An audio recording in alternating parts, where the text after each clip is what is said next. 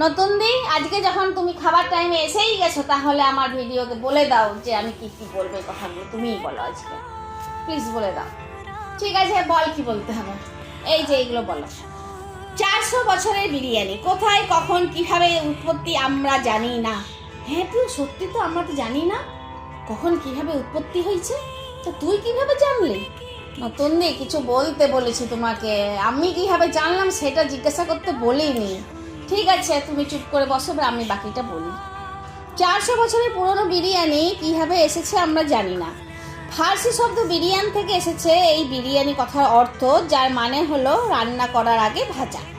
গুগলের আশীর্বাদে আমরা জানতে পারি যে সম্রাজ্ঞী মুমতাজ যেমন তাজমহলের কারণে অমর হয়ে আছেন, তেমনি বিরিয়ানির জন্যও অমর হয়ে আছেন। ভোজন রসিকদের খাবার টেবিলে জায়গা করে নিয়েছে বিরিয়ানি। ভারতীয় উপমহাদেশে বিভিন্ন রকমের বিরিয়ানি আছে।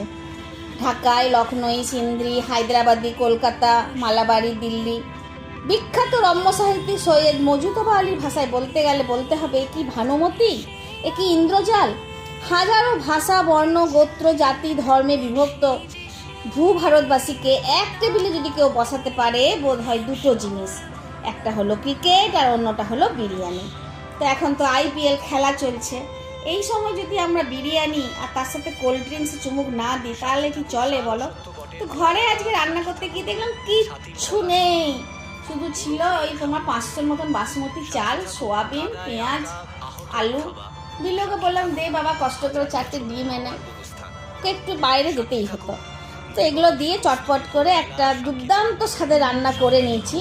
কিন্তু অঘটন আমরা ঘটাইনি, রান্না যতই চটপটে হোক স্বাদ হয় আমার দুর্দান্ত।